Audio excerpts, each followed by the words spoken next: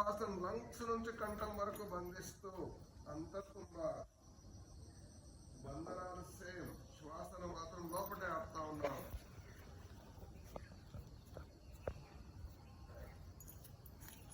ఉండాలి ఉండాలి.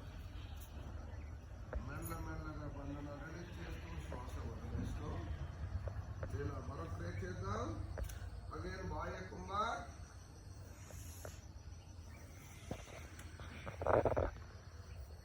చెయ్యాలి. మినిమం 6 నిమిషం పాటు ఉండే ప్రయత్నం చేయాలి. ఓం మిత్రాయ నమః.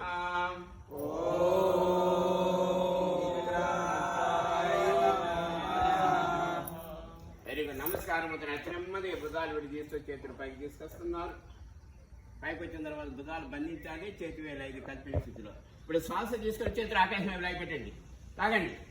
శ్వాస ఆపిన స్థితిలో భుజ గద్దం తోడ పీచే ఏకాగ్రత విశిష్ట చక్రం అండి. ఇక్కడ కంఠానికి అనుకుని మీద ప్రభావం కలుగుతుంది.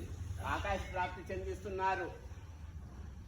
Very good. శ్వాస వరకు తల భుజాలు 2 కలుపుతూ మీ పట్టను కుజింపజేస్తూ ఫార్వర్డ్ బెండింగ్.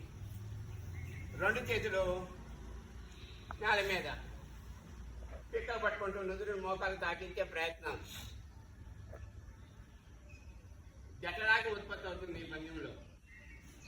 Very good. 2 చేతులు పూర్తిగా ఆసనం మీద పెట్టండి.